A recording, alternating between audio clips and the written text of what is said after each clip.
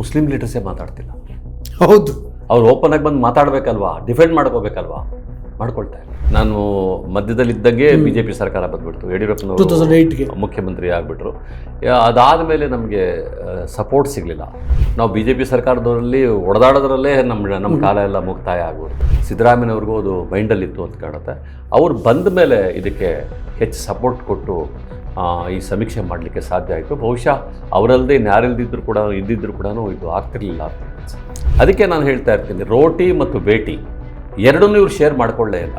ಎರಡನ್ನೂ ಶೇರ್ ಮಾಡ್ಕೊಂಡಿದ್ದಿದ್ರೆ ಇವತ್ತು ನಮ್ಮ ಜನಸಂಖ್ಯೆ ಕಡಿಮೆ ಆಗಿದೆ ಅನ್ನೋಂಥ ಪ್ರಶ್ನೆ ಬರ್ತಲೇ ಇರಲಿಲ್ಲ. ಅದನ್ನ ನಾವು ಲ್ಯಾಬ್ಸ್ ಅಂತ ಕರಿಬೋದೇ ಹೊರತು, ಸಣ್ಣ ಲ್ಯಾಬ್ಸ್ ಆಗಿದೆ ಅಂತ ಹೇಳ್ಬೋದೇ ಹೊರತು, ಅದನ್ನ ಅನ್ಸೈಂಟಿಫಿಕ್ ಅಂತ ಕರೆಯುವಂಥದ್ದೇ ಅನ್ಸೈಂಟಿಫಿಕ್. ಮೈನ್ ಸ್ಟ್ರೀಮ್ ಮೀಡಿಯಾ ಇದೆಯಲ್ಲ, ಇನ್ನು ಆ ಮೈನ್ ಸ್ಟ್ರೀಮ್ ಮೀಡಿಯಾ ಇದ್ರ ಬಗ್ಗೆ ಎತ್ಕೊಡ್ಬೇಕು. ಆ ಸಣ್ಣ ಸಮುದಾಯಗಳು ಒಂದು ವಾಯ್ಸ್ ಕೊಡಬೇಕು. ಆವಾಗ ಸಮುದಾಯಗಳ ಬಗ್ಗೆ ಮಾತಾಡೋಕ್ಕೆ ಸಾಧ್ಯ ಆಗುತ್ತೆ. ಅವ್ರಿಗೆ ಆವಾಗ ವಾಯ್ಸೇ ಇಲ್ಲ. ನಮ್ಮ ರಾಷ್ಟ್ರೀಯ ಪ್ರಣಾಳಿಕೆಯಲ್ಲೂ ಇದ್ದಾರೆ, ಸ್ಟೇಟ್ ಪ್ರಣಾಳಿಕೆಯಲ್ಲೂ ಹೇಳಿದ್ದಾರೆ. ರಾಹುಲ್ ಗಾಂಧಿ ಪ್ರತಿ ಭಾಷಣದಲ್ಲೂ ಅವ್ರು ಹೇಳ್ತಾ ಇದ್ದಾರೆ ಮಾತಾಡ. ನಮಸ್ಕಾರ, ವಾರ್ತಾ ಭಾರತೀಯ ವೀಕ್ಷಕರಿಗೆ ಇವತ್ತಿನ ಈ ವಿಶೇಷ ಸಂದರ್ಶನ ಕಾರ್ಯಕ್ರಮಕ್ಕೆ ಸ್ವಾಗತ. ನಾನು ಧರಣೀಶ್ ಪುಕ್ನಿಕೆರೆ. ಈಗ ರಾಜ್ಯದಲ್ಲಿ ಜಾತಿ ಜನಗಣತಿ ಬಗ್ಗೆ ಬಹಳ ಚರ್ಚೆ ಆಗ್ತಾ ಇದೆ.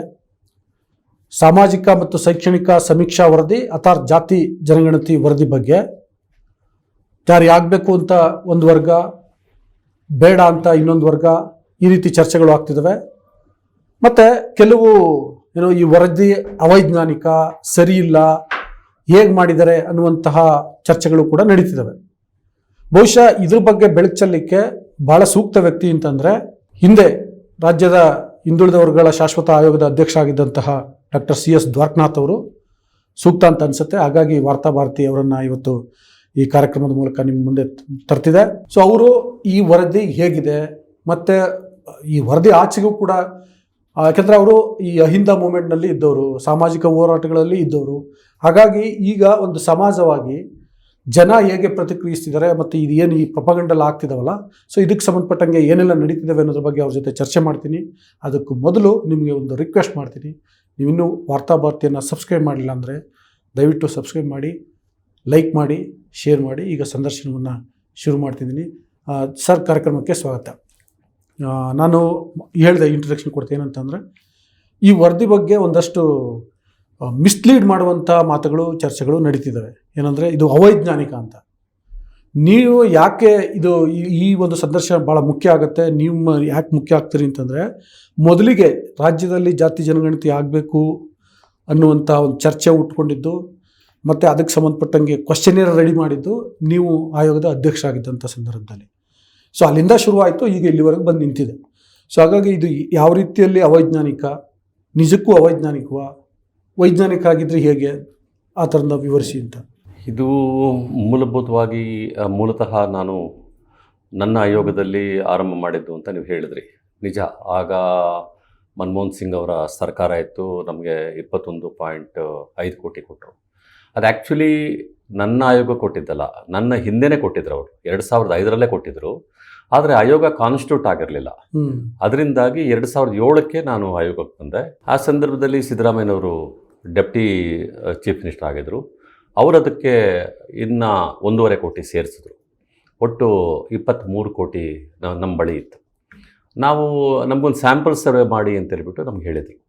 ಸ್ಯಾಂಪಲ್ ಸರ್ವೆಗೆ ನಾವು ಪ್ರಿಪ್ರೇಷನ್ಸ್ ಮಾಡ್ಕೊಂಡ್ವಿ. ನಿಮಗೆ ಗೊತ್ತಿದೆ, ಸುಮಾರು ಒಂದು 150-200 ಜನ ಕರ್ನಾಟಕದ ಭಾಳ ತಜ್ಞರನ್ನು, ಇಂಟೆಲೆಕ್ಚುಯಲ್ಸ್ನ ಕರ್ಕೊಂಡೋಗಿ ಹಂಪಿ ವಿಶ್ವವಿದ್ಯಾಲಯದಲ್ಲಿ ಆ ಕ್ವಶನೇರ್ ಮಾಡಲಿಕ್ಕೆ ಅಂತಲೇ ಒಂದು ದೊಡ್ಡ ಇದನ್ನು ಸಾಹಸ ಮಾಡಿದ್ವಿ. ಬಹುಶಃ ನೀವು ಬಂದಿದ್ರಿ ಅಂತ ಸಂದರ್ಭದಲ್ಲಿ ಭಾಳ ಜನನ ನಾವು ಇನ್ವೈಟ್ ಮಾಡಿದ್ವಿ. ಆವಾಗ ನಾವು ಕ್ವಶನೇರ್ ಮಾಡೋದು ಒಂದು ಪ್ರೊಸೆಸ್ ಶುರುವಾಯಿತು. ಕ್ವಶನೇರಲ್ಲಿ ಸುಮಾರು 54-55 ಪ್ರಶ್ನೆಗಳನ್ನು, 57 ಪ್ರಶ್ನೆಗಳನ್ನು ನಾವು ಮಾಡಿಕೊಂಡ್ವಿ. ಅದರಲ್ಲಿ ಸಾಮಾಜಿಕ ಹಿನ್ನೆಲೆ, ಶೈಕ್ಷಣಿಕ ಹಿನ್ನೆಲೆ, ಆರ್ಥಿಕ ಹಿನ್ನೆಲೆ ಮತ್ತು ಇದು ಔದ್ಯೋಗಿಕ ಹಿನ್ನೆಲೆ, ಈ ಎಲ್ಲವನ್ನು ಕೂಡ ಪಡ್ಕೊಳ್ಳೋವಂಥ ಪ್ರಶ್ನೆಗಳನ್ನು ನಾವು ಮಾಡ್ಕೊಂಡ್ವಿ. ಅದು ಮಾಡಿಕೊಂಡು ಅದೆಲ್ಲ ಪ್ರಿಪ್ರೇಷನ್ಸ್ ಎಲ್ಲ ಮಾಡ್ಕೊಂಡ್ವಿ. ಇನ್ನೇನು ಸ್ಯಾಂಪಲ್ ಸರ್ವೆಗೆ ಹೋಗಬೇಕು. ಕೆಲವು ಕಡೆ ಸ್ಯಾಂಪಲ್ ಸರ್ವೆ ಕೂಡ ಮಾಡಿದ್ವಿ, ಕೆಲವು ಏರಿಯಾಗಳಲ್ಲಿ ಸ್ಯಾಂಪಲ್ ಸರ್ವೆ ಕೂಡ ಮಾಡಿದ್ವಿ. ಆ ಸ್ಯಾಂಪಲ್ ಸರ್ವೆ ಮಾಡಲಿಕ್ಕೆ ನಾವು ಏನು ಲೇಟೆಸ್ಟ್ ಟೆಕ್ನಾಲಜಿನ ಏನು ಯೂಸ್ ಮಾಡಬೇಕು ಅಂತ ಕೂಡ ಅವತ್ತು ನಾವು ಮಾತಾಡಿದ್ವಿ. ಯಾಕೆ ಅಂತ ಹೇಳಿದ್ರೆ, ಈಗ ಏನಾಗಿದೆ, ಇವತ್ತು ಆಕ್ಯುರೆಸಿ ಇಲ್ಲ ಅದು ಇದು ಅಂತ ಹೇಳ್ತಾ ಇದ್ದಾರಲ್ವಾ, ಆ ಪೇಪರ್ ಮೇಲೆ ಮಾಡೋದಕ್ಕಿಂತಲೂ ಸಿಂಪ್ಯೂಟರ್ಸ್ ಯೂಸ್ ಮಾಡಬೇಕು ಅಂತ ಹೇಳ್ಬಿಟ್ಟು ಆಗ ನಾವು BL ಜೊತೆ ಮಾತಾಡಿದ್ವಿ. ಆ ಸಿಂಪ್ಯೂಟರ್ಸ್ ಆಗ್ತಾನೆ ಬಂದಿದ್ವು. ಸಿಂಪ್ಯೂಟರ್ಸ್ ಮೂಲಕ ಮಾಡಿದ್ರೆ ನಮಗೆ 100% ಕ್ಲಾರಿಟಿ ಸಿಕ್ಬಿಡುತ್ತೆ ಅನ್ನುವಂತಹ ಒಂದು ಪರಿಕಲ್ಪನೆ ನಮಗಿತ್ತು. ಆ ಸಿಂಪ್ಯೂಟರ್ಸ್ನ ನಾವು ಯೂಸ್ ಮಾಡಿ ಸರ್ವೆ ಮಾಡಿಸ್ಬೇಕು. ಈ ಟೀಚರ್ಸ್ ಯಾರು ಸರ್ವೆ ಮಾಡ್ತಾರೋ ಅವರಿಗೆ ಸಿಂಪ್ಯೂಟರ್ಸ್ ಕೊಟ್ಟು ಟ್ರೈನ್ ಮಾಡಬೇಕು. ಇದೆಲ್ಲವನ್ನೂ ಕೂಡ ನಾವು ಯೋಚನೆ ಮಾಡಿಕೊಂಡು ಅನೇಕ ಮೀಟಿಂಗ್ಗಳನ್ನು ಮಾಡಿದ್ವಿ. ಈ ಪ್ರಿಪ್ರೇಷನ್ಸ್ನೆಲ್ಲ ನಾನು ಖುದ್ದಾಗಿ ತಗೊಂಡೋಗಿ ರಿಜಿಸ್ಟ್ರಾರ್ ಜನರಲ್ ಆಫ್ ಇಂಡಿಯಾ ಡೆಲ್ಲಿನಲ್ಲಿ ಅವ್ರನ್ನ ಭೇಟಿ ಮಾಡಿ ನಮ್ಮ ಪ್ರಿಪ್ರೇಷನ್ಸ್ನೆಲ್ಲ ತೋರಿಸ್ದೆ. ನಾವು ಹಿಂಗೆಲ್ಲ ಮಾಡ್ಕೊಂಡಿದ್ದೀವಿ, ಇದೆಲ್ಲ ಮಾಡಿದ್ದೀವಿ ಅಂತ ಹೇಳ್ಬಿಟ್ಟು ಅವ್ರು ಭಾಳ ಅಪ್ರಿಷಿಯೇಟ್ ಮಾಡಿದ್ರು. ಬಹುಶಃ ಇಂಡಿಯಾದಲ್ಲಿ ಮೊದಲ ಸಲ ಈ ರೀತಿಯ ಒಂದು ಸರ್ವೆಗೆ ಇಷ್ಟು ಪ್ರಿಪ್ರೇಷನ್ ಮಾಡ್ಕೊಂಡಿರೋದು ಅಂತ ಭಾಳ ಅಪ್ರಿಷಿಯೇಷನ್ ಕೂಡ ಮಾಡಿದ್ರು. ಆದರೆ ಅಲ್ಲಿ ಏನಾಯಿತು, ಆ ಸಿಂಪ್ಯೂಟರ್ಸ್ ಬಳಸಲಿಕ್ಕೆ ಕೆಲವು ಟೆಕ್ನಿಕಲ್ ಪ್ರಾಬ್ಲಮ್ಸ್ ಬರೋಕ್ಕೆ ಶುರುವಾದವು. ಆ ಸಿಂಪ್ಯೂಟರ್ಸ್ ಕೆಟ್ಟೋದ್ರೆ ಏನು ಮಾಡಬೇಕು? ಆ ಸಿಂಪ್ಯೂಟರ್ಸ್ನೇ ನಾವು ಕರಪ್ಟ್ ಮಾಡ್ಬೋದಲ್ಲ. ಈಗ ಹೆಂಗೆ ನಾವು ಕಂಪ್ಯೂಟರ್ಸ್ನ ಕರಪ್ಟ್ ಮಾಡಿದೀವೋ ಹಾಗೆ ಸಿಂಪ್ಯೂಟರ್ಸ್ನೇ ಕರಪ್ಟ್ ಮಾಡ್ಬೋದಲ್ಲ. ಈ ಥರದ ಪ್ರಶ್ನೆಗಳೆಲ್ಲ ಬರೋಕ್ಕೆ ಶುರುವಾಯಿತು. ಅದನ್ನ ಹೆಂಗೆ ಅವಾಯ್ಡ್ ಮಾಡೋದು, ಏನು ಮಾಡೋದು ಅಂತ ಹೇಳ್ಬಿಟ್ಟು ಅದನ್ನ ಕೈ ಬಿಟ್ಟು ಕಡೆಗೆ ಶೀಟಲ್ಲೇ ಮಾಡೋದು ಅಂತ ಹೇಳ್ಬಿಟ್ಟು ಕೂಡ ಅದನ್ನ ಪ್ಲ್ಯಾನ್ ಮಾಡಿದ್ವಿ. ಅಷ್ಟೊತ್ತಿಗೆ ನನ್ನ ಅವಧಿ ಕೂಡ ಮುಗಿದಿತ್ತು. ಆಮೇಲೆ ಆ ಸಂದರ್ಭದಲ್ಲಿ BJP ಸರ್ಕಾರ ಇತ್ತು. BJP ಸರ್ಕಾರ ನಮಗೆ ಯಾವುದೇ ಸಪೋರ್ಟನ್ನು ಕೊಡಲಿಲ್ಲ. ಯಾಕಂದರೆ ನಾನು ಕಮಿಷನ್ಗೆ ಬಂದಾಗ ಇದ್ದಂತಹ ನನಗಿದ್ದಂತಹ ಬೆಂಬಲ, ನಾನು ಮಧ್ಯದಲ್ಲಿದ್ದಂಗೆ BJP ಸರ್ಕಾರ ಬಂದುಬಿಡ್ತು. ಯಡಿಯೂರಪ್ಪನವರು ಮುಖ್ಯಮಂತ್ರಿ ಆಗಿಬಿಟ್ರು. ಅದಾದ ಮೇಲೆ ನಮಗೆ ಸಪೋರ್ಟ್ ಸಿಗಲಿಲ್ಲ. ನಾವು BJP ಸರ್ಕಾರದವರಲ್ಲಿ ಹೊಡೆದಾಡೋದ್ರಲ್ಲೇ ನಮ್ಮ ಕಾಲ ಎಲ್ಲ ಮುಕ್ತಾಯ ಆಗಿಬಿಡ್ತು. ಹಾಗಾಗಿ ಅದನ್ನ ಕಂಪ್ಲೀಟ್ ಮಾಡಲಿಕ್ಕಾಗಲಿಲ್ಲ. ಆಮೇಲೆ ನಿಮಗೆ ಗೊತ್ತಿದೆ, ಸಿದ್ದರಾಮಯ್ಯನವ್ರು ಬಂದರು. ಅವ್ರಿಗೊಂದು ಕಮಿಟ್ಮೆಂಟ್ ಇತ್ತು. ಆ ಕಮಿಟ್ಮೆಂಟ್ ಯಾಕಿತ್ತು ಅಂತ ಹೇಳಿದ್ರೆ, ನಾವು 97ರಲ್ಲಿ ಕೋಲಾರದಲ್ಲಿ ಅಹಿಂದ ಮಾಡಿದಂಥ ಸಂದರ್ಭದಲ್ಲಿ, ಅಹಿಂದ ಆರಂಭ ಆಯ್ತಲ್ಲ, ಆ ಸಂದರ್ಭದಲ್ಲಿ ಜಾಲಪ್ಪನವರು, ಸಿದ್ದರಾಮಯ್ಯನವರು ನಾವೆಲ್ಲ ಸೇರಿಕೊಂಡು ಮಾಡಿದ್ದು. ನನ್ನ ಜೊತೆಲಿ ಅನೇಕ ಜನ ನಮ್ಮ ಕೋಲಾರದ ಸ್ನೇಹಿತರೆಲ್ಲ ಇದ್ದರು. ಎಲ್ಲ ಅಹಿಂದ ಸಮುದಾಯದ ಎಲ್ಲ ಇವರು ಕೂಡ ಅವರಿದ್ದರು.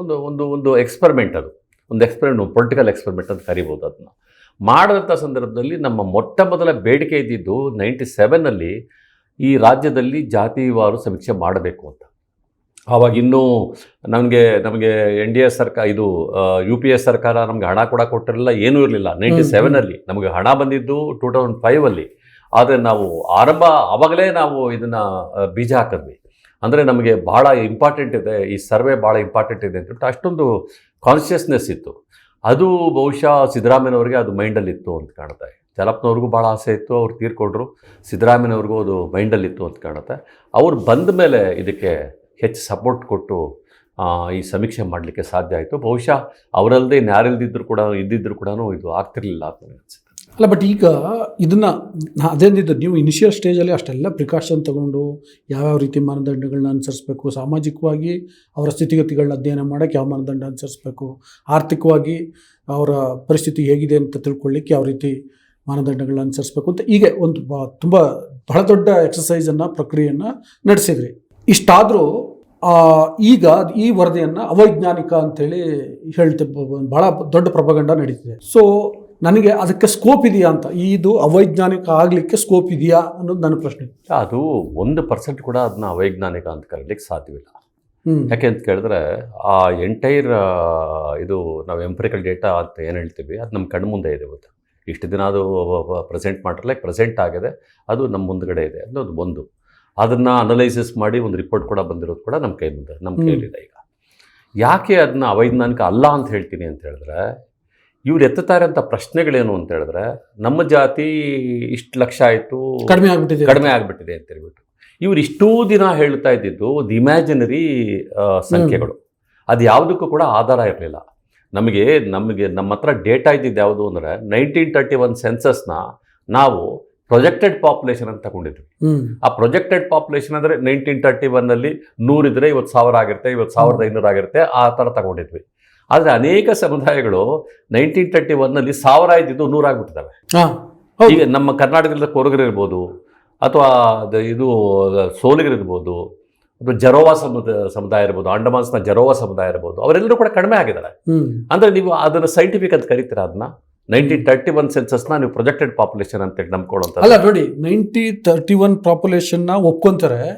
ಅದರ ಆಧಾರದ ಇವತ್ತು ಸರ್ಕಾರಗಳು ಕಾರ್ಯಕ್ರಮ ರೂಪಿಸ್ತವೆ, ಮೀಸಲಾತಿ ಹಂಚಿಕೆ ಆಗುತ್ತೆ, ಎಲ್ಲ ಆಗುತ್ತೆ, ಅದಕ್ಕೆ ಯಾವುದೇ ರೀತಿ ಆಕ್ಷೇಪ ಇಲ್ಲ. ಆದರೆ 2015ನಲ್ಲಿ ಆಗಿರುವಂಥ ಸೆನ್ಸಸ್ಗೆ ಅದು ಇವನ್ ಆಯೋಗನೂ ಹೇಳಿಲ್ಲ ಬಿಡಿ 100% ನಾವು ಮಾಡಿದ್ದೀವಿ ಅಂತ, 96 ಪಾಯಿಂಟ್ ಸಮಥಿಂಗ್ ಏನೋ ಪರ್ಸೆಂಟೇಜ್ ಮಾಡಿದ್ದೀವಿ ಅಂತ ಹೇಳ್ತಾರೆ. ಅಷ್ಟು ಮಾಡಿರೋದಕ್ಕೆ ಇದು ಇವರು ವಿರೋಧ ಮಾಡ್ತಿದ್ದಾರೆ. ಅದಕ್ಕೆ ನಿಜ ಅದು. ಯಾಕಂದರೆ ಯಾವುದೇ ಸೆನ್ಸಸ್ಸು ಕೂಡ 100% ಆಕ್ಯುರಸಿ ಕೊಡ್ಲಿಕ್ಕೆ ಆಗಲ್ಲ. ಈಗ ಇವರು ಏನಾದರೂ ಯಾವುದೋ ಮನೆಗಳಿಗೆ ಹೋಗಿಲ್ಲ, ಯಾವುದೋ ಈಗ ಇದಕ್ಕೆ ಹೋಗಿಲ್ಲ ಅಂತ ಇವರು ಹೇಳ್ತಾ ಇರುವಂಥ ಪ್ರಶ್ನೆಗಳಿದಾವಲ್ಲ. ಈಗ ಒಂದು ಗೇಟೆಡ್ ಕಮ್ಯುನಿಟಿ ಇರುತ್ತೆ, ಒಂದು ಗೇಟೆಡ್ ಕಮ್ಯುನಿಟಿದಲ್ಲಿ ಬಿಡೋದೇ ಇಲ್ಲ ಒಳಗಡೆಗೆ. ಏನು ಮಾಡ್ತೀರಿ? ನಮ್ಮ ಆದಿವಾಸಿ, ನಮ್ಮ ಅಲೆಮಾರಿಗಳು ಇವತ್ತು ಈ ಊರಲ್ಲಿ ಇರ್ತಾರೆ, ನಾಳೆ ಇನ್ನೊಂದು ಊರಲ್ಲಿ ಇರ್ತಾರೆ. ಆಮೇಲೆ ಅನೇಕ ಜನ ಬೀಗ ಹಾಕ್ಕೊಂಡು ಹೋಗಿರ್ತಾರೆ. ಈಗ ನಿಮಗೆ ಆಶ್ಚರ್ಯ ಆಗ್ಬೋದು, ಸ್ಯಾಟರ್ಡೆ ಸಂಡೇ ಬಂದಿದ್ದು ಅಂತಂದರೆ ಬೆಂಗಳೂರಲ್ಲಿ ಬಹಳಷ್ಟು ಜನ ಇರೋದೇ ಇಲ್ಲ, ಎಲ್ಲ ಟೂರ್ ಹೋಗಿರ್ತಾರೆ. ಗುಳೆ ಹೋಗಿರ್ತಾರೆ, ಕೆಲಸಕ್ಕೆ ಗುಳೆ ಹೋಗಿರ್ತಾರೆ. ಇದೆಲ್ಲ ಸಮಸ್ಯೆಗಳಿರೋದ್ರಿಂದಾಗಿ ಒಂದು 10% ಹೆಚ್ಚು ಕಡಿಮೆ ಆಗ್ಬೋದು. ಈ 10% ನಾನು ಅಕ್ಸೆಪ್ಟ್ ಮಾಡ್ಕೋಬೋದು. ಈಗ ಇಲ್ಲಿ ಬಂದಿರುವಂಥ ಸೆನ್ಸಸ್ಸಲ್ಲಿ 7% ಹೆಚ್ಚು ಕಡಿಮೆ ಇದೆ ಅಂತ ಹೇಳ್ತಾ ಇರುತ್ತೆ. ಆ 7% ಹೆಚ್ಚು ಕಡಿಮೆ ಕೂಡ ಯಾವುದು ಕೂಡ ಅನ್ಸೈಂಟಿಫಿಕ್ ಅಲ್ಲ. ಅದನ್ನ ನಾವು ಲ್ಯಾಬ್ಸ್ ಅಂತ ಕರಿಬೋದೇ ಹೊರತು, ಸಣ್ಣ ಲ್ಯಾಬ್ಸ್ ಆಗಿದೆ ಅಂತ ಹೇಳ್ಬೋದೇ ಹೊರತು, ಅದನ್ನ ಅನ್ಸೈಂಟಿಫಿಕ್ ಅಂತ ಕರೆಯುವಂಥದ್ದು, ಅನ್ಸೈಂಟಿಫಿಕ್ ಅಂತ ಕರೆಯುವಂಥದ್ದೇ ಅನ್ಸೈಂಟಿಫಿಕ್ ನನ್ನ ಪ್ರಕಾರ. ಅದು ನಾವು ಒಬ್ಬಲಿಕ್ಕೆ ಸಾಧ್ಯವೇ ಇಲ್ಲ. ಅದು ನನಗನ್ಸುವಂಥದ್ದು, ನೀವು ಮೊದಲೇ ಮೆಂಟಲಿ ಪ್ರಿಪೇರ್ ಆಗಿಬಿಟ್ಟಿದ್ರೆ ಇದನ್ನ ಅನ್ಸೈಂಟಿಫಿಕ್ ಅಂತ ಕರಿಬೇಕು ಅಂತ ಹೇಳ್ಬಿಟ್ಟು ಮೊದಲೇ ನೀವು ಪೂರ್ವಗ್ರಹವಾಗಿ ಯೋಚನೆ ಮಾಡ್ಕೊಂಡ್ಬಿಟ್ಟಿದ್ರೆ ನೀವು ಅದನ್ನ ಹೇಳ್ತೀರಿ. ಈಗ ಎಂಥದ್ದು ಬಂದರೂ ಕೂಡ ಇನ್ನೊಂದು ರಿಪೋರ್ಟ್ ಮಾಡಿಸಿ ನಾಳೆ ಅದನ್ನು ಹೇಳ್ತಾರೆ ಅನ್ಸೈಂಟಿಫಿಕ್ ಅಂತ ಹೇಳ್ಬಿಟ್ಟು. ಆಮೇಲೆ ಭಾಳ ಮುಖ್ಯವಾಗಿ ಈಗ ದೊಡ್ಡ ಸಮುದಾಯಗಳಂತ ಈಗ ಮೇಜರ್ ಆಗಿ ಲಿಂಗಾಯತರು ತಗೊಂಡು, ಲಿಂಗಾಯತ ಕಡಿಮೆ ಸಂಖ್ಯೆ ಆಗಿದೆ ಅಂತ ಹೇಳ್ತಾ ಇದ್ದಾರೆ. ಈಗ ನಾನೇ ಸಮೀಕ್ಷೆ ಮಾಡಿದಂಥ ಸಂದರ್ಭದಲ್ಲಿ, ನಾವು ಇದನ್ನು ಸಮೀಕ್ಷೆಗೆ ಪ್ರಿಪೇರ್ ಆದಂಥ ಸಂದರ್ಭಗಳಲ್ಲಿ, ಈಗ ಲಿಂಗಾಯತರಲ್ಲಿರುವಂತಹ, ವೀರಶೈವರಲ್ಲಿರುವಂತಹ ಸಬ್ ಕ್ಯಾಸ್ಟ್ಗಳಿದಾವಲ್ಲ, ಅದು ಸಾದ್ರು ಇರ್ಬೋದು, ಉಪ್ಪಾರರು, ಮಡಿವಾಳರು, ಹಡಪದರು, ಗಾಣಿಗರು, ಈ ಸಮುದಾಯಗಳೆಲ್ಲ ಇದಾವಲ್ವ. ಈ ಸಮುದಾಯಗಳೆಲ್ಲ ಬರ್ಸುವಂಥ ಸಂದರ್ಭದಲ್ಲಿ ಹಿಂದೂ ಗಾಣಿಗ ಅಂತ ಬರ್ಸಿರ್ತಾರೆ. ಹಿಂದೂ ಗಾಣಿಗ ಅಂತ ಬರ್ಸಿದ್ರೆ ಅವರು ವೀರಶೈವದಿಂದ ಹೊರಗಡೆ ಬರ್ತಾರೆ. ಅದೇ ಲಿಂಗಾಯತ ವೀರಶೈವದಿಂದ ಹೊರಗಡೆ ಬರ್ತಾರೆ. ಅವರು ಗಾಣಿಗ ಅಂತ ಬರ್ಸೋವಾಗ ವೀರಶೈವ ಗಾಣಿಗ ಅಂತ ಬರ್ಸಿದ್ರೆ ಅದು ಅಲ್ಲೇ ಇರ್ತಾರೆ. ಇದೆಲ್ಲ ಇದು ಸುಮಾರು 45 ಮೀಸಲಾತಿ ಸೌಲಭ್ಯಕ್ಕೋಸ್ಕರ ಅವ್ರು ಸಾಮಾನ್ಯವಾಗಿ ಹಿಂದೂ ಗಾಣಿಗ, ಹಿಂದೂ ಸಾದ್ರ ಅಂತ ಬರ್ಸೋ ಸಾಧ್ಯತೆಗಳು ಹೆಚ್ಚಿರ್ತವೆ. ಯಾಕೆ ಅಂತ ಕೇಳಿದ್ರೆ, ಈಗ ಕ್ಯಾಟಗರಿ 3B ನಲ್ಲಿ ಲಿಂಗಾಯತರು ಅಂತ ಕ್ಯಾಟಗರಿ 3B ನಲ್ಲಿ 5% ರಿಸರ್ವೇಷನ್ ಇದೆ. ಆದರೆ ಕ್ಯಾಟಗರಿ 2A ನಲ್ಲಿ 15% ರಿಸರ್ವೇಷನ್ ಇದೆ. 15% ರಿಸರ್ವೇಷನ್ ಮೇಲೆ ಕಣ್ಣಿಟ್ಟು ಅವರು ತಮ್ಮ ಮೂಲ ಇದನ್ನು ಬಿಟ್ಟು ಆ ಸಬ್ ಕ್ಯಾಸ್ಟನ್ನು ಮಾತ್ರ ಬರೆಸ್ತಾರೆ. ಅಂದರೆ ಬಸವಣ್ಣನವರು ಅವತ್ತು ಎಲ್ಲ ಸಮುದಾಯಗಳನ್ನು ಕರೆದು ಒಂದು ಕಲ್ಯಾಣ ಕರ್ನಾಟಕ ಮಾಡಿದ್ದು ಅದು ದೊಡ್ಡ ಕ್ರಾಂತಿ. ಅದ್ರ ಬಗ್ಗೆ ನಮಗೆ ಭಾಳ ಅಪ್ರಿಷಿಯೇಷನ್ ಇದೆ. ಬಸವಣ್ಣ ಇವತ್ತಿಗೂ ಕೂಡ ನಮ್ಗೆ ಗ್ರೇಟ್ ಅನಿಸ್ತಾರೆ. ಆದರೆ ಅದೇ ಇದು ಮುಂದುವರಿಕೊಂಡು ಹೋಗಿ ಈ ಸಣ್ಣ ಸಮುದಾಯಗಳ ಜಾತಿಗಳು ಇದು ಡಿಸಾಲ್ವ್ ಆಗಲೇ ಇಲ್ಲ ವೀರಶೈವ. ಆಮೇಲೆ ಅಲ್ಲೊಂದು ಅದೇ ಈ ಯಾವ್ಯಾವ ಬಸವಣ್ಣನ ವಿಚಾರ ಕ್ರಾಂತಿಗೆ ಹೋಗಿದ್ದಲ್ಲ ಸಣ್ಣ ಸಮುದಾಯ, ಅವುಗಳನ್ನ ದೊಡ್ಡ ಸಮುದಾಯಗಳು, ಅಲ್ಲಿದ್ದಂಥ ದೊಡ್ಡ ಸಮುದಾಯ ಅಕ್ಸೆಪ್ಟ್ ಮಾಡ್ಕೊಂಡಿದ್ರೆ ಬಹುಶಃ ಬಿಗಿದ ಹಪ್ಕೊಂಡಿಲ್ಲ. ಏನು ಗೊತ್ತಾದ್ರೆ, ಅನೇಕ ಕಡೆ ನೀವು ಈ ಹಡಪದರು ಅಥವಾ ಮಡಿವಾಳರು ತೀರ್ಕೊಂಡ್ರೆ, ಅವರು ವೀರಶೈವರೇ ತೀರ್ಕೊಂಡ್ರೆ, ದೊಡ್ಡ ಜಾತಿಗಳ ರಸ್ತೆಯಲ್ಲಿ ನೀವು ಹೆಣ ಕೂಡ ತಗೊಂಡೋಗಿಲ್ಲ. ಅವ್ರ ಸ್ಮಶಾನ ಕೂಡ ಇಲ್ಲ ಅನೇಕ ಕಡೆ. ಹೌದು. ಅದಕ್ಕೆ ನಾನು ಹೇಳ್ತಾ ಇರ್ತೀನಿ, ರೋಟಿ ಮತ್ತು ಬೇಟಿ ಎರಡನ್ನೂ ಇವ್ರು ಶೇರ್ ಮಾಡ್ಕೊಳ್ಳೇ ಇಲ್ಲ. ಎರಡನ್ನೂ ಶೇರ್ ಮಾಡ್ಕೊಂಡಿದ್ದಿದ್ರೆ ಇವತ್ತು ನಮ್ಮ ಜನಸಂಖ್ಯೆ ಕಡಿಮೆ ಆಗಿದೆ ಅನ್ನೋಂಥ ಪ್ರಶ್ನೆ ಬರ್ತಲೇ ಇರಲಿಲ್ಲ. ಹಾಗಾಗಿ ಆ ಸಮುದಾಯಗಳೇನು ಮಾಡ್ಕೊಂಡು ನಾವು ಇಲ್ಲಿರೋದ್ರಿಂದ ಏನೂ ಪ್ರಯೋಜನ ಇಲ್ಲ. ನಮಗೇನೋ ಒಂದು ವೀರಶೈವ ಗಾಣಿಗ, ವೀರಶೈವ ಹಡಪದ ಅಂತ ನಮಗೊಂದು ಗೌರವ ಇರ್ತಾ ಇರುತ್ತೆ, ಸೋಷಿಯಲ್ ಸ್ಟೇಟಸ್ ಇತ್ತೆ ಹೊತ್ತು ನಮಗೆ ಎಕನಾಮಿಕಲಿ ಮತ್ತು ಸೋಷಿಯಲಿ ನಮ್ಗೆ ಯಾವುದೇ ಸ್ಟೇಟಸ್ ಇಲ್ಲ. ಹಾಗಾಗಿ ನಾವು ಏನೆಲ್ಲ ತಗೊಂಡ್ಬಿಟ್ಟಿದ್ದು ಅಂತಂದ್ರೆ ನಮಗೆ ಒಳ್ಳೆ ರಿಸರ್ವೇಷನ್ ಸಿಗುತ್ತೆ, ನಮ್ಮ ಮಕ್ಕಳಿಗೆ ಸೀಟ್ಸ್ ಸಿಗುತ್ತೆ, ಎಂಪ್ಲಾಯ್ಮೆಂಟ್ ಸಿಗುತ್ತೆ. ಇದನ್ನ ಯೋಚನೆ ಮಾಡೋದು ಸಹಜ ಅಲ್ವಾ? ಮನುಷ್ಯ ಆ ರೀತಿ ಯೋಚನೆ ಮಾಡೋದು ಭಾಳ ಸಹಜ ಅನ್ಸುತ್ತೆ. ಅದು ಕೂಡ ತಪ್ಪು ಅಂತ ಅನ್ನಿಸ್ತಾ ಇಲ್ಲ. ಆದರೆ ಇವರು ಹೇಳ್ತಾ ಇರ್ತದೇನು ಅಂತಂದರೆ, ನಮ್ಮ ಜನಸಂಖ್ಯೆನೇ ಕಡಿಮೆ ಮಾಡಿಬಿಟ್ಟಿದ್ದೀರಿ ಇದು. ಈಗ ಫಾರ್ ಎಕ್ಸಾಂಪಲ್ ನಿಮ್ಗೆ ಇನ್ನೊಂದು ಎಕ್ಸಾಂಪಲ್ ಹೇಳ್ತೀನಿ, ಭಾಳ ಒಳ್ಳೆ ಎಕ್ಸಾಂಪಲ್. ಇದು ಬೇಡವ ಜಂಗಮ. ಬೇಡವ ಜಂಗಮ ಅಂತ ಎಷ್ಟು ಸುಮಾರು ನನ್ನ ಸೆನ್ಸಸ್ ಪ್ರಕಾರ ಸುಮಾರು 4 ಲಕ್ಷ ಜನ ಬರ್ಸ್ಬಿಟ್ಟಿದ್ದಾರೆ. ಅವರು ಅಷ್ಟೂ ಜನ ಏನಾಗ್ತಾರೆ, ಎಲ್ಲಿ ಹೋಗ್ತಾರೆ ಅಂತ ಹೇಳಿದ್ರೆ ಎಸ್ ಸಿಗೆ ಹೋಗ್ತಾರೆ. ಅವಾಗ ಇಲ್ಲಿ ಕಡಿಮೆ ಆಯ್ತಲ್ವ ಆಟೋಮೆಟಿಕ್ ಆಗಿ. ಆದ್ರೆ ಜಂಗಮರು ಲಿಂಗಾಯತರು. ಹೌದು, ಅವ್ರು ಆಕ್ಚುಲಿ ಲಿಂಗಾಯತರು. ಅವರಿಗೆ SC ಸ್ಟೇಟಸ್ ಬೇಕು, SC ರಿಸರ್ವೇಷನ್ ಬೇಕು, ಅದಕ್ಕೋಸ್ಕರ ಕ್ಯಾಸ್ಟ್ ಸರ್ಟಿಫಿಕೇಟ್ ಬೇಕು. ಇದರಿಂದಾಗಿ ಆಗಿರುವಂತಹ ಅನಾಹುತಗಳೇ ಹೊರತು ಅದು ಸೆನ್ಸಸ್ ಇಂದ ಆಗಿರುವಂತಹ ಲ್ಯಾಪ್ಸ್ ಅಲ್ಲ. ನನ್ನ ಅಭಿಪ್ರಾಯ. ನೋಡಿ, ಇದರಲ್ಲಿ ಪ್ರಮುಖವಾಗಿ ಒಕ್ಕಲಿಗ ಮತ್ತು ಲಿಂಗಾಯತ ಸಮುದಾಯದ ಕೆಲವು ರಾಜಕೀಯ ನಾಯಕರು ಈ ಪ್ರೊಪಗಂಡ ಮಾಡ್ತಿದ್ದಾರೆ ಏನಂತಂದರೆ ಇದು ಸರಿ ಇಲ್ಲ ಅಂತ. ಬಟ್ ನಾನು ಪದೇ ಪದೇ ಹೇಳ್ತೀನಿ ಏನಂತಂದರೆ, ಆ್ಯಕ್ಚುಲಿ ಇದರಲ್ಲಿ ನೋಡಿ, ಒಕ್ಕಲಿಗರಿಗೆ ಮೊದಲು 4% ಮೀಸಲಾತಿ ಇತ್ತು, ಈಗ 7% ಮೀಸಲಾತಿ ಆಗ್ತಿದೆ. ಲಿಂಗಾಯತರಿಗೆ 5% ಇತ್ತು, ಈಗ 8% ಮೀಸಲಾತಿ ಆಗ್ತಿದೆ. ಅಂದರೆ ಅವ್ರಿಗೆ ಮೀಸಲಾತಿ ಪ್ರಮಾಣ ಜಾಸ್ತಿ ಆಗೋದ್ರಿಂದ ಸಹಜವಾಗಿ ಆ ಸಮುದಾಯದ, ಅದರಲ್ಲೂ ಅಲ್ಲಿರುವಂಥ ಕೆಳ ಸಮುದಾಯಗಳಲ್ಲಿ ಅಥವಾ ಸಣ್ಣ ಸಣ್ಣ ಸಮುದಾಯಗಳಿಗೆ, ಅಲ್ಲಿನ ಯುವಕ ಯುವತಿಯರಿಗೆ ಶಿಕ್ಷಣಕ್ಕೆ, ಔದ್ಯೋಗಿಕವಾಗಿ ಅವಕಾಶಗಳು ಹೆಚ್ಚಾಗ್ತವೆ. ಬಟ್ ಕೇವಲ ರಾಜಕೀಯ ಕಾರಣಗಳಿಗೋಸ್ಕರ ಈ ರೀತಿಯ ಒಂದು ಪ್ರೊಪಗಂಡವನ್ನು ಮಾಡ್ತಿದ್ದಾರೆ ಅಂತ ಅನ್ನಿಸ್ತದೆ. But at the same time ಇದಕ್ಕೆ ಒಂದು ಕೌಂಟರ್ ನೆರೇಷನನ್ನು ಮಾಡೋದ್ರಲ್ಲಿ ಅಹಿಂದ ಸಮುದಾಯಗಳ ನಾಯಕರು, ರಾಜಕೀಯ ನಾಯಕರು ಸೋತಿದ್ದಾರೆ ಅಂತ ಅನಿಸುತ್ತೆ. ನಾನು ಯಾಕೆ ಈ ಪ್ರಶ್ನೆ ನಿಮಗೆ ಕೇಳ್ತೀನಿ ಅಂದರೆ, ನೀವೇ ಹೇಳಿದ್ರಿ ನಾನು ಇಲ್ಲೇ ಇದ್ದರೂ ನಾನು ಕೇಳ್ತಿದ್ದೆ ಅಹಿಂದ ಮೂಮೆಂಟ್ ಬಗ್ಗೆ, ಅಲ್ಲಿಂದ ಬಂದಿದ್ದೀರಿ, ಆಯೋಗದ ಅಧ್ಯಕ್ಷರಾಗಿದ್ರಿ, ಜೊತೆಗೆ ಬೇರೆ ಬೇರೆ ಸಾಮಾಜಿಕ ಹೋರಾಟಗಳಲ್ಲೂ ಇದ್ದೀರಿ, ಅಹಿಂದ ವರ್ಗದ ಜೊತೆಗಿದ್ದೀರಿ. ಅದಕ್ಕೆ ಕೇಳ್ತಿದ್ದೀನಿ, ಅಹಿಂದ ವರ್ಗದ ನಾಯಕರೆಲ್ಲ ಯಾಕೆ ಬಾಯಿಗೆ ಬೀಗ ಹಾಕೊಂಡಿದ್ದಾರೆ ಅಂತ. ನೋಡಿ, ಇಲ್ಲಿ ಏನಾಗಿದೆ, ಅಹಿಂದ ನಾಯಕರು ಅಂತ ನಾವು ಯಾರನ್ನ ಇವತ್ತು ಕರಿತಾ ಇದ್ದೇವೋ ಅವರೆಲ್ಲರಿಗೂ ಕೂಡ ಇದು ಸಂಪೂರ್ಣವಾಗಿ ಅರ್ಥ ಆಗಿಲ್ಲ. ಇನ್ನೂ ಅವರು ಗೊಂದಲದಲ್ಲಿದ್ದಾರೆ. ಯಾಕೆ ಗೊಂದಲದಲ್ಲಿದ್ದಾರೆ ಅಂತಂದರೆ, ನಾವು ಬರೀ ಸಂಖ್ಯೆ ಬೇರೆ ಮಾತ್ರ ಮಾತಾಡ್ತಾ ಇದ್ದೀವಿ, ನಾವು ಕ್ಯಾಟಗರೈಸೇಷನ್ ಬಗ್ಗೆ ಮಾತಾಡ್ತಾ ಇಲ್ಲ. ಬರೀ ಸಂಖ್ಯೆನ ಇಟ್ಕೊಂಡು ಮಾತಾಡ್ತಾ ಇರೋದ್ರಿಂದ ಇವ್ರದ್ದು ಶಬ್ದ ಜಾಸ್ತಿ ಆಗ್ತಾ ಇದೆ, ದೊಡ್ಡ ಜಾತಿಗಳದ್ದು ಶಬ್ದ ಜಾಸ್ತಿ ಆಗ್ತಾ ಇದೆ. ಹಾಗಾಗಿ ಏನು ಮಾಡ್ತಾ ಇದ್ದಾರೆ ಇವರು, ಇನ್ನೂ ಗೊಂದಲದಲ್ಲಿದ್ದಾರೆ, ಇನ್ನೂ ಈ ರಿಪೋರ್ಟು ಸರಿಯಾಗಿ ಅವರಿಗೆ ತಲುಪಿಲ್ಲ ಅಂತ ಒಂದನೇ ಪ್ರಶ್ನೆ. ಎರಡನೇ ಪ್ರಶ್ನೆ, ಇದು ಪೊಲಿಟಿಕಲಿ ಅವರು ಡಿವೈಡ್ ಆಗಿರೋದ್ರಿಂದ, ಕಾಂಗ್ರೆಸ್ಸಲ್ಲಿ, BJPಯಲ್ಲಿ, JDS ಅಲ್ಲಿ ಡಿವೈಡ್ ಆಗಿರೋದ್ರಿಂದ ಒಂದು ಒಮ್ಮತಕ್ಕೆ ಬರಲಿಕ್ಕೆ ಆಗ್ತಾ ಇಲ್ಲ. ಎರಡನೇದು. ಮೂರನೇದು, ಅಹಿಂದ ಅಸಂಘಟಿತ ಸಮುದಾಯ, ಅದು ಪಕ್ಕಾ ಅಸಂಘಟಿತ ಸಮುದಾಯ. ಅದೊಂದು ಅಹಿಂದ ಮಾಡಿದ್ದು ಒಂದು ಉದ್ದೇಶ ಇದ್ದಿದ್ದು, ನಮಗೆ ಸಂಘಟನೆ ಮಾಡಬೇಕು, ಸಮುದಾಯನ ಪೊಲಿಟಿಕಲ್ ಪವರ್ ತಗೋಬೇಕು ಅಂತಲೇ ಹೋಗಿದ್ದು. ಅದು ಅಸಂಘಟಿತ ಸಮುದಾಯ. ಅಸಂಘಟಿತರಾಗಿರೋದ್ರಿಂದ ಒಂದು ಕಡೆ ಸೇರಿ ಅವರು ಮಾತಾಡೋಕ್ಕಾಗ್ತಾ ಇಲ್ಲ. ಆಮೇಲೆ ಅವರು ಇಂಡಿವಿಜುವಲ್ ಆಗಿ ಅವ್ರ ಸಮುದಾಯದ ಪರಿಸ್ಥಿತಿ ಏನು ಅನ್ನೋದ್ರ ಬಗ್ಗೆ ಯೋಚನೆ ಮಾಡ್ತಾ ಇದ್ದಾರೆ, ಆದರೆ ಆ ಸಮುದಾಯದ ಬಗ್ಗೆ ಅವ್ರ ಪರಿಕಲ್ಪನೆ ಇಲ್ಲ, ಮತ್ತು ಅಲ್ಲಿರುವಂಥ ವರದಿ ಏನು ಹೇಳ್ತಿದೆ ಅನ್ನೋದು ಅವ್ರಿಗಿನ್ನೂ ಗೊತ್ತಿಲ್ಲ. ಇದೆಲ್ಲ ಕಾರಣಗಳಿದ್ದಾಗ ಅವ್ರು ಸೈಲೆಂಟ್ ಆಗಿದ್ದಾರೆ. ಇದೆಲ್ಲಕ್ಕಿಂತಲೂ ಹೆಚ್ಚಾಗಿ ಅಹಿಂದ ಸಮುದಾಯಗಳು ಮಾತಾಡಿದ್ರೆ ಯಾವ ಮೀಡಿಯಾ ಕವರ್ ಮಾಡುತ್ತೆ ಹೇಳಿ? ನೋಡಿ, ಒಂದು ಎಕ್ಸಾಂಪಲ್ ಹೇಳ್ತೀನಿ ನಿಮಗೆ. ಈ ಅಹಿಂದ ಸಮುದಾಯಗಳ ಸ್ಥಿತಿ ಹೆಂಗಿದೆ, ಅದರಲ್ಲೂ ಕೂಡ ಬ್ಯಾಕ್ವರ್ಡ್ ಕ್ಲಾಸಸ್ ಸ್ಥಿತಿ ಹೆಂಗಿದೆ ಅಂತ ಹೇಳಿದ್ರೆ, SC STs ಈಗ ಅವರ ಸಮುದಾಯದ ಪ್ರಮಾಣಕ್ಕೆ ಸರಿಯಾಗಿ ಅವರು ರಿಸರ್ವೇಷನ್ನ ಈಕ್ವಲೆಂಟಾಗಿ ತಗೊಳ್ತಾ ಇದ್ದಾರೆ.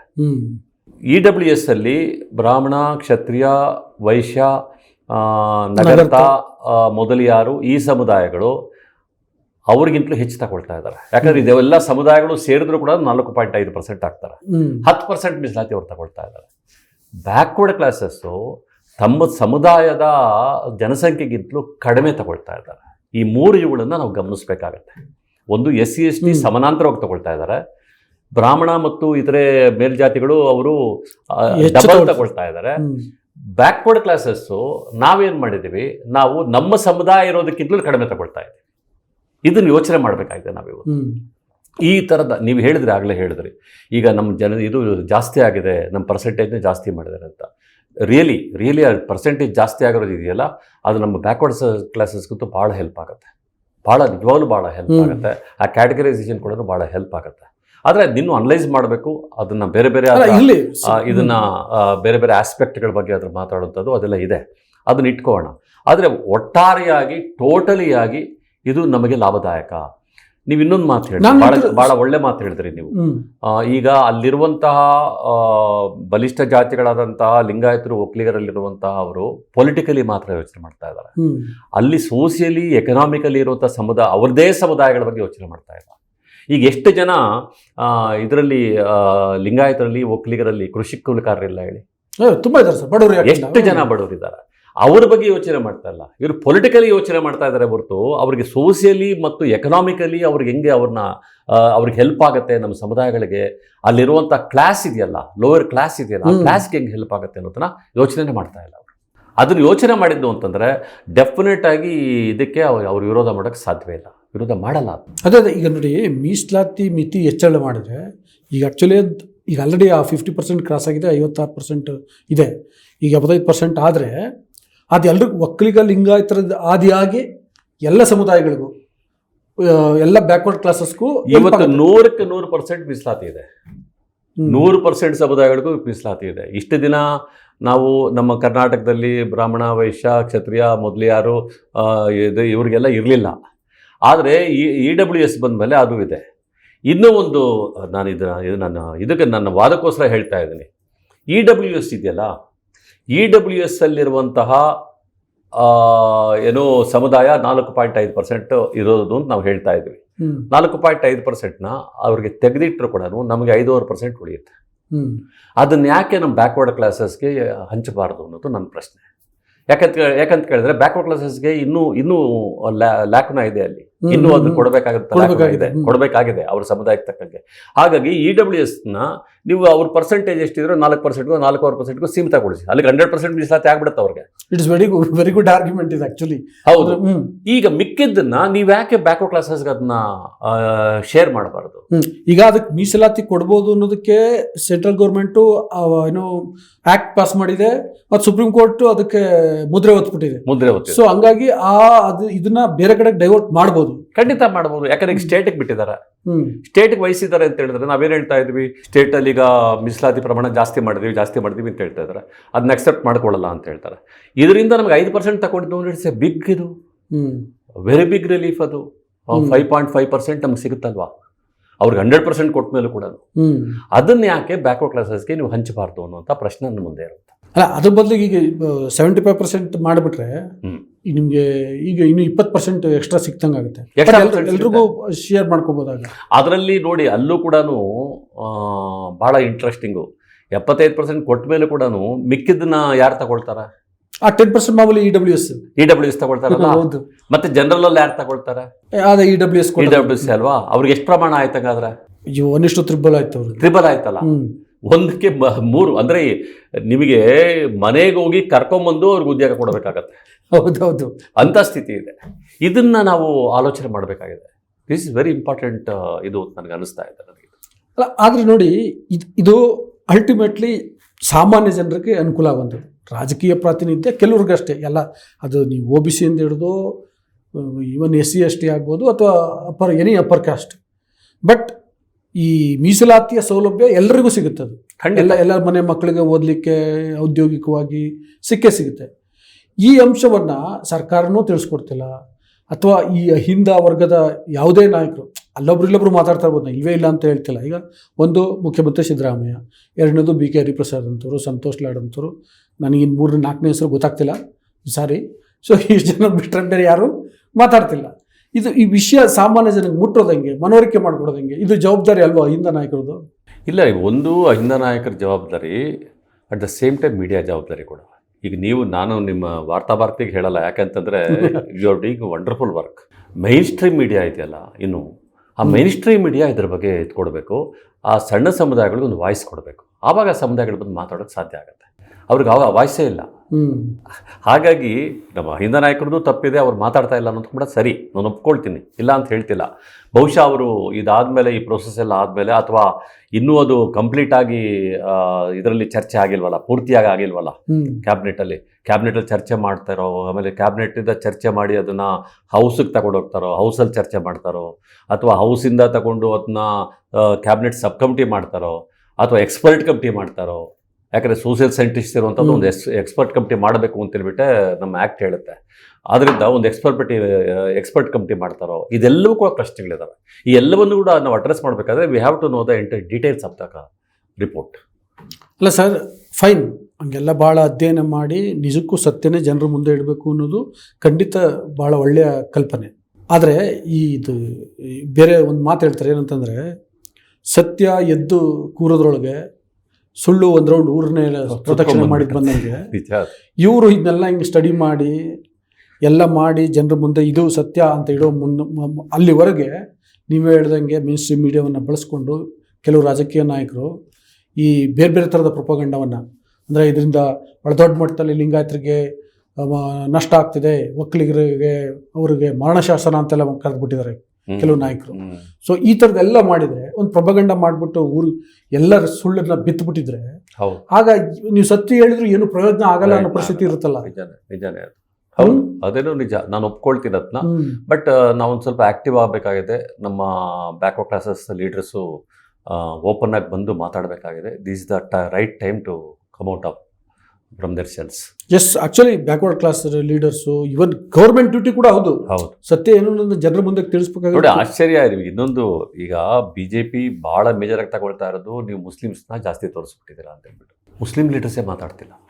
ಹೌದು, ಅವ್ರು ಓಪನ್ ಆಗಿ ಬಂದು ಮಾತಾಡ್ಬೇಕಲ್ವಾ, ಡಿಫೆಂಡ್ ಮಾಡ್ಕೋಬೇಕಲ್ವಾ, ಮಾಡ್ಕೊಳ್ತಾ ಇಲ್ಲ. ನೀವು ನೋಡಿದ್ದೀರಾ ಯಾರಾದರೂ ಬಂದು ಸ್ಟೇಟ್ಮೆಂಟ್ ಕೊಟ್ಟು? ಬರೀ ಇಷ್ಟು ಹೇಳಿದ್ರೆ ಸಾಕು. ಇಲ್ಲ, ನಾವು ನಂಬರ್ 1 ಅಲ್ಲ, ನಂಬರ್ 1 SC ಸಮುದಾಯದವರು, SC ಇಷ್ಟಿದ್ದಾರೆ, ನಾವು ಇಷ್ಟಿದ್ದೀವಿ, ನಾವು ನಂಬರ್ 2, ಅವ್ರು ನಂಬರ್ 1. ಆಮೇಲೆ ಅಲ್ಲಿ ಇನ್ನೊಂದು ಪ್ರಾಬ್ಲಮ್ ಆಗಿದೆ ಗಣೇಶ್.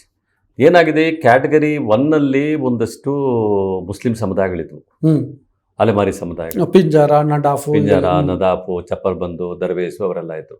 ಈಗ ಈ ಸಮೀಕ್ಷೆ ಏನಾಗಿದೆ, ಅವ್ರನ್ನ ತೆಗೆದು ಕ್ಯಾಟಗರಿ 2Bಗೆ ಹಾಕ್ಬಿಟ್ಟಿದ್ದಾರೆ. ಆದ್ರಿಂದ 2Bನಲ್ಲಿ ಅವರ ಜನಸಂಖ್ಯೆ ಜಾಸ್ತಿ ಆಯಿತು. ಮೊದಲಿದ್ದಷ್ಟೇ ಇರೋದದು, ತೋರಿಸ್ಲಿಕ್ಕೆ ಇಲ್ಲಿದ್ದವ್ರನ್ನ ಇಲ್ಲಿ ಹಾಕಿದ್ರಿಂದ ಜನಸಂಖ್ಯೆ ಜಾಸ್ತಿ ಆಯಿತು.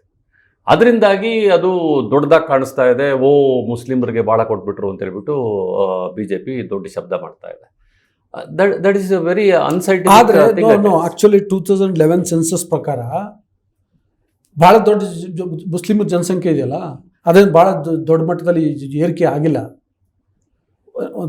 ಭಾಳ ಒಂದು ತುಂಬಾ ಕಡಿಮೆ ಅಂತರ ಸರ್. ಅಲ್ಲ 2011 ಅಲ್ಲ, ಈಗಲೂ ಕೂಡ ಈಗ ಲಿಂಗಾಯತ, ವೀರಶೈವ ಲಿಂಗಾಯತ ಸಮುದಾಯಗಳಲ್ಲಿರುವಂತಹ ಸಬ್ ಕ್ಯಾಸ್ಟ್ಗಳು ಬೇರೆ ಬರೆಸದೇ ಇದ್ದಿದ್ರೆ ಇವತ್ತು ಕೂಡ ನಂಬರ್ 1 ಇಡ್ತಾ ಇದ್ರು ಅವರು. ಅದು ಅವರೇ ಮಾಡ್ಕೊಂಡ್ರು ತಪ್ಪೇ ಹೊರತು ಸಮೀಕ್ಷೆಯಿಂದ ಮಾಡಿರೋ ತಪ್ಪಲ್ಲ ಅದು. ಈಗ ಸಮೀಕ್ಷೆ ಅವರು ಉದ್ದೇಶಪೂರ್ವಕವಾಗಿ ಮಾಡ್ಕೊಂಡಿರೋ ತಪ್ಪು, ಉದ್ದೇಶಪೂರ್ವಕವಾಗಿ ಕ್ಯಾಟಗರಿಗೋಸ್ಕರ, ಕಾಸ್ಟ್ ಸರ್ಟಿಫಿಕೇಟ್ಗೋಸ್ಕರ, ಅದು ತಪ್ಪದು. ಈಗ ನಿಮ್ಮನ್ನು ಕೇಳಿದಾಗ ನೀವು ಉತ್ತರ ಕೊಡ್ತೇವೆ, ನಿಮ್ಮನ್ನ ಮನೆಗೆ ಬಂದು ಕೇಳ್ತಾರೆ, ನಿಮಗೆ ಯಾವ ಜಾತಿ ಅಂತ ಕೇಳಿದಾಗ ನಾನು ಜಾತಿ ಇಲ್ಲರಿ ಅಂತ ಹೇಳಿದ್ರೆ ಏನು ಹೇಳ್ತಾರೆ, ಜಾತ್ಯತೀತರು ಅಂತ ಬರ್ಕೊಂಡು ಹೋಗ್ತಾರೆ. ಜಾತ್ಯತೀತರದೇ ಎಷ್ಟೋ ಲಕ್ಷ ಇದೆ. ಆ ಥರದ ಅನೇಕ ಇವು ಇದ್ದಾವೆ. ಈಗ ಈಗ ನಿಮ್ಮನ್ನು ನಾನು ಒಂದು ಜಾತಿಯಿಂದ ಗುರುತಿಸ್ತೀನಿ, ನೀವು ಬರ್ಸೋವಾಗ ನಾವು ಜಾತ್ಯತೀತ ಅಂತ ಬರ್ಸಿಬಿಟ್ಟಿರ್ತೀರಿ, ಎಣಿಸ್ಕೊಳ್ಳೋವಾಗ ನಿಮ್ಮನ್ನು ನಮ್ಮ ಜಾತಿಯಲ್ಲಿ ಎಣಿಸ್ಕೊಬಿಡ್ತೀನಿ. ಜಾತ್ಯತೀತ ನೀವು ಬರ್ಸಿರ್ತೀರ, ಅಲ್ಲಿ ರೆಕಾರ್ಡ್ ಮೇಲೆ ನೀವು ಜಾತ್ಯತೀತರು, ಇಲ್ಲಿ ನೀವು ಜಾತಿವಂತರು. ಅದೇ ಈ ಕನ್ಫ್ಯೂಷನ್ಸ್ ಇದೆಯಲ್ಲ, ಇಂಥ ಕನ್ಫ್ಯೂಷನ್ಸ್ನ ನಾವು ಅಡ್ರೆಸ್ ಮಾಡಬೇಕಾಗಿದೆ, ಇವತ್ತು ಹೇಳಬೇಕಾಗಿದೆ ಅಂತ. ನೀವು ಆಗಲೇ ಹೇಳ್ದಂಗೆ ನಮ್ಮ backward classes leaders, Ahinda leaders ಇದರ ಬಗ್ಗೆ ಹೆಚ್ಚು ಮಾತಾಡಬೇಕಾಗಿದೆ, ಹೆಚ್ಚು ಬೆಳಕು ಚೆಲ್ಲಬೇಕಾಗಿದೆ. ಯಾಕಂದರೆ ಈ ಥರದ ಒಂದು ಹಿಸ್ಟಾರಿಕಲ್ ಇದೆಯಲ್ಲ, ಇದು ಮತ್ತೆ ಯಾವ ಬರುತ್ತೋ ಗೊತ್ತಿಲ್ಲ ನಮಗೆ. ಯಾಕಂದರೆ 90 ವರ್ಷದ ನಂತರ ಇದು ನಮ್ಗೆ ಆಗ್ತಾ ಇರುತ್ತೆ. ಹೌದು, 90 years ಆದಮೇಲೆ, 1931 ಆದಮೇಲೆ ಫಸ್ಟ್ ಟೈಮ್ ಇದಾಗ್ತಾ ಇರ್ತದೆ. ಇದನ್ನ ಉಳಿಸ್ಕೊಳ್ದೇ ಇದ್ದರೆ ನಮ್ಗೆ ಯಾರು ಕೂಡ ಉಳಿಗಲ್ಲ. ಇಲ್ಲ, ಭಾಳ ಇಂಪಾರ್ಟೆಂಟ್ ಅದು. ಅದರಲ್ಲಿ ಲ್ಯಾಕುನಾಸ್ ಇರ್ಬೋದು, ಇದಿರ್ಬೋದು, ಅದು ಬೇರೆ ಪ್ರಶ್ನೆ ಅಲ್ಲ. ಅದಕ್ಕೆ ಸರ್ ಇದ್ದೇ ಇರ್ತವೆ. ಫೈನ್ ಟ್ಯೂನ್ ಮಾಡೋದು, ನಡೆಯುವಂತ ಮನುಷ್ಯ ಎಡುತ್ತಾನೆ. ಹೌದು, ನಡಿದಲೇ ಇದ್ರೆ ಅಲ್ಲ, ಮತ್ತೆ ಫೈನ್ ಟ್ಯೂನ್ ಮಾಡೋದು ಸದಾ ಇದ್ದೇ ಇರುತ್ತೆ. ಆಮೇಲೆ ಇನ್ನೊಂದು, ಮನೆ ಸಿದ್ದರಾಮಯ್ಯ ಭಾಳ ಚೆನ್ನಾಗಿ ಹೇಳಿದ್ದಾರೆ, ನಿಮಗೇನಾದರೂ ಈ ಥರ ಡೌಟ್ಗಳಿದ್ರೆ ಬಂದು ಕ್ಲಾರಿಫೈ ಮಾಡಿಕೊಡಿ ಅಂತ ಹೇಳ್ತಾರೆ. ನಾವು ಸರಿಪಡಿಸೋಕೆ ರೆಡಿ ಇದ್ದೀವಿ ಅಂತ ಹೇಳ್ತಾರೆ. ತಪ್ಪುಗಳು ಇದ್ದರೆ ಅವರೇನು, ಇದು ಭಾಳ ಮಹತ್ವದಂತಹ ವರದಿ, ಈ ವರದಿನ ಯಾರು ಪ್ರಶ್ನಾತೀತವಾದಂಥ ವರದಿ ಅಂತೆಂದು ಹೇಳಿಲ್ಲ. ಅವ್ರೇನು ಹೇಳ್ತಾ ಇದ್ದಾರೆ, ನಿಮ್ಗೆ ಏನಾದರೂ ಅದ್ರಲ್ಲಿ ತಪ್ಪುಗಳಿದ್ರೆ ಇದ್ದಿದ್ರೆ ಬಂದು ತಿದ್ಕೊಳ್ಳಿ, ಬನ್ನಿ, ನೀವು ಕಾಂಟ್ಯಾಕ್ಟ್ ಮಾಡಿ, ಹೇಳಿ ಈಗ ನಮ್ಗೆ ತಪ್ಪಾಗಿದೆ ಸರ್, ಹಿಂಗಾಗಿದೆ ಸರ್ ಅಂತ ಹೇಳಿ ನಾವು ತಿದ್ಕೊಳ್ತೀವಿ ಅಂತ ಹೇಳ್ತಾ ಇದ್ದಾರೆ. ಅದು ಓಪನ್ ಆಗಿದಾರಲ್ವಾ, ಇನ್ನೇನು ಬೇಕಾದಕ್ಕಿಲ್ಲ. ಅಲ್ಲ, ಅದು ಒಂದು ಸರ್ಕಾರ, ಮುಖ್ಯಮಂತ್ರಿ ಓಪನ್ ಆಗಿದ್ದರಿಂದ ಸರ್ಕಾರ ಓಪನ್ ಆಗಿದೆ. ಅದಲ್ಲದೆ ನ್ಯಾಯಾಲಯದ ಮೆಟ್ಲಿಗೆ ಏರ್ಬೋದು. ನಾಳೆ ಈಗ ಬೇರೆ ಪ್ರಾಬ್ಲಮ್ ಇದ್ರೆ ನ್ಯಾಯಾಲಯದಿರುತ್ತೆ.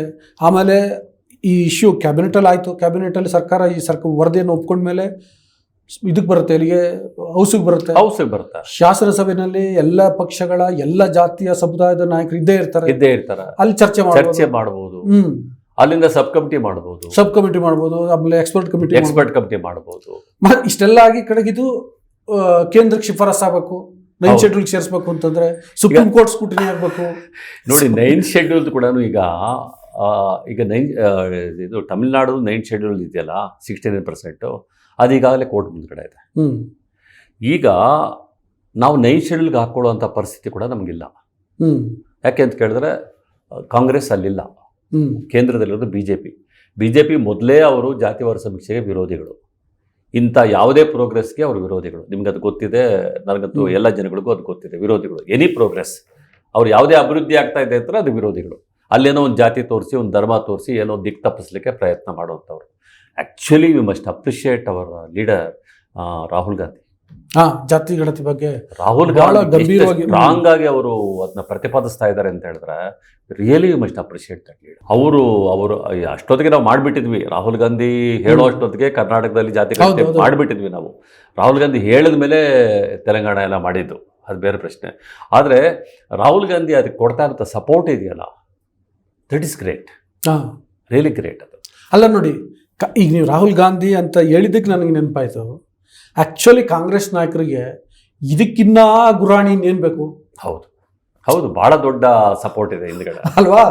ಸೊ ಇಲ್ಲ ಇದು ರಾಹುಲ್ ಗಾಂಧಿ ಸ್ಟಾಂಡ್ ಅಂತ ಹೇಳ್ಬಿಟ್ಟೆ ಮಾತನ್ನೇ ಹೆಂಗೆ ಶುರು ಮಾಡಿ ಸಮರ್ಥಿಸ್ಕೋಬಹುದು, ಮಾಡ್ಬೋದಾಗಿತ್ತು. ನಮ್ಮ ಪಕ್ಷದ ಪ್ರಣಾಳಿಕೆಯಲ್ಲಿ ಹೇಳಿದ್ದಾರೆ, ನಮ್ಮ ಪಕ್ಷದ ನಾಯಕ ರಾಹುಲ್ ಗಾಂಧಿ ಹೇಳಿದ್ದಾರೆ ಅಂತೇಳಿ. ನಮ್ಮ ರಾಷ್ಟ್ರೀಯ ಪ್ರಣಾಳಿಕೆಯಲ್ಲೂ ಹೇಳಿದ್ದಾರೆ, ಸ್ಟೇಟ್ ಪ್ರಣಾಳಿಕೆಯಲ್ಲೂ ಹೇಳಿದ್ದಾರೆ. ರಾಹುಲ್ ಗಾಂಧಿ ಪ್ರತಿ ಭಾಷಣದಲ್ಲೂ ಅವ್ರು ಹೇಳ್ತಾ ಇದ್ದಾರೆ ಆ ಮಾತನ್ನ. ಹೌದು. ಸೊ ಅಂಥದಿದ್ರೂ ಕೂಡ ಇಲ್ಲಿನ ಕಾಂಗ್ರೆಸ್ ನಾಯಕರು, ಅಹಿಂದ ನಾಯಕರು ಸಮರ್ಥಿಸ್ಕೋತಿಲ್ಲ ಅಂತ. ಅದಕ್ಕೆ ನಾನು ನಿಮಗೆ ಆ ಪ್ರಶ್ನೆ, ನನಗೆ ಒಂದು ಇದು ಹೇಳೋದು ಅಂತಂದರೆ, ಈಗ DK ಶಿವಕುಮಾರ್ ಅಂತವರು ಭಾಳ ಸೂಕ್ಷ್ಮವಾಗಿ ಇದನ್ನು ಗ್ರಹಿಸ್ತಾ ಇದ್ದಾರೆ. ಅವರೆಲ್ಲೂ ಕೂಡ ಅದ್ರ ಎಗರಿಸ್ಟಾಗಿ ಮಾತಾಡಿಲ್ಲ. ಮೊನ್ನೆ ಟಿವಿಗಳಲ್ಲಿ ಅವರು ಕಿರ್ಚಾಡಿದ್ರು, ಇದರಲ್ಲಿ ಮಾತಾಡಕ್ಕೆ ಬರಲ್ಲ ಬಂದ್ಬಿಟ್ರು ಅಂತ ಹೇಳ್ಬಿಟ್ಟು. ಬಟ್ ಅವ್ರು ಮಾತಾಡಿಲ್ಲ, ಎಲ್ಲೂ ಮಾತಾಡಿಲ್ಲ ಅವರು. ಅದು ಸುಳ್ಳದು, ಎಂಟೈರ್ ಇದೆ ಸುಳ್ಳು. ಹಂಗೆ ಈ ಕಾಂಗ್ರೆಸ್ಸಲ್ಲಿರುವಂಥ ನಾಯಕರನ್ನ ಈ ಥರ ಮಾಡಿ ಹೊಡಿತಾ ಇದ್ದಾರೆ. ಅಲ್ಲ, ಅದನ್ನ ಹೇಳಿದ್ದು DK ಶಿವಕುಮಾರ್ ಅವ್ರು ಯಾಕಂಗೆ ಮಾತಾಡಲ್ಲ ಅಂತಂದ್ರೆ, ಅವರೇ ಪ್ರಣಾಳಿಕೆಗೆ ಅವ್ರ ಅಧ್ಯಕ್ಷ ಆಗಿದ್ದಾಗ ಪ್ರಣಾಳಿಕೆಗೆ ಇವ್ರು ಸಹಿ ಹಾಕಿರ್ತಾರೆ ಅಧ್ಯಕ್ಷರಾಗಿ. ಸೊ ಆಗ ಒಪ್ಪಿ ವಿರೋಧ ಮಾಡ್ಲಿಕ್ಕೆ ಸಾಧ್ಯ ಇಲ್ಲ. ಇನ್ ಕೇಸ್ ಸಿದ್ದರಾಮಯ್ಯಗೆ ಏರ್ ಜನಿನೆಲ್ಲ ಮಾತಾಡಿದ್ರೆ ಅಧ್ಯಕ್ಷ ನೋಡ್ರಿ ಇಲ್ಲಿ ಸೈನ್ ಹಾಕಿದ್ರೆ ತೋರಿಸ್ತಾರೆ. ಸೊ ಹಂಗಾಗಿ ಅವ್ರಿಗೆ ಇಲ್ಲ. ನೀವು ಹೇಳ್ದಂಗೆ ಅವಾಗ ಮೀಡಿಯಾ ಬಗ್ಗೆ ಮಾತಾಡಿದ್ರಲ್ಲ, ಮೀಡಿಯಾ ಕೂಡ ಈ ಪ್ರೊಪಗಂಡ ಮಾಡೋದ್ರಲ್ಲಿ ಅದ್ರ ಪಾತ್ರ ಮಾಡ್ತಿದೆ, ನಿರ್ವಹಿಸ್ತಿದೆ. ಬಟ್ ಇವರು ಅದೇ Congress leaders, particularly Ahinda leaders, ಅವ್ರು ಮಾತಾಡ್ತಿಲ್ಲ. ನನಗೆ ಅವ್ರ ಜವಾಬ್ದಾರಿ ಜಾಸ್ತಿ ಅಂತ ಅನಿಸ್ತದೆ ಈ ಸಂದರ್ಭದಲ್ಲಿ. ನಿಜ. ಈಗ ದೊಡ್ಡ ಸಪೋರ್ಟಾಗಿ ನಿಂತ್ಕೋಬೇಕು ಅವರು, ಸರ್ಕಾರಕ್ಕೆ ಭಾಳ ದೊಡ್ಡ ಸಪೋರ್ಟಾಗಿ ನಿಂತ್ಕೋಬೇಕು ಅವರು. ನಿಂತ್ಕೊಂಡಿದ್ದು ಅಂತ ಹೇಳಿದ್ರೆ ನಾಳೆ ಅವರ ಹಿತದೃಷ್ಟಿಯಿಂದ ಈ ಕೆಲಸ ಮಾಡಬೇಕಾಗಿದೆ. ಯಾಕಂದರೆ ನಾಳೆ ಅವ್ರ ಮಕ್ಕಳು, ಅವರ ಇದು ಜನ್ರೇಷನ್ಸ್ನ ಹಿತದೃಷ್ಟಿಯಿಂದ ಸಪೋರ್ಟಾಗಿ ನಿಂತ್ಕೋಬೇಕಾಗಿದೆ. ನಿಂತ್ಕೊಳ್ತಾ ಇಲ್ಲ. ಬಹುಶಃ ಇನ್ನು ಮುಂದಕ್ಕೆ ಅದು ಆಗುತ್ತೆ ಅಂತ ನನ್ನ ನಂಬಿಕೆ ಇದೆ, ಒಂದು ಹೋಪ್ಸ್ ಇದೆ. Thank you sir. ಇಷ್ಟೊತ್ತು ಭಾಳ ಒಳ್ಳೆಯ ವಿಷಯಗಳನ್ನು ತಿಳಿಸ್ಕೊಟ್ಟಿದ್ದೀರಿ.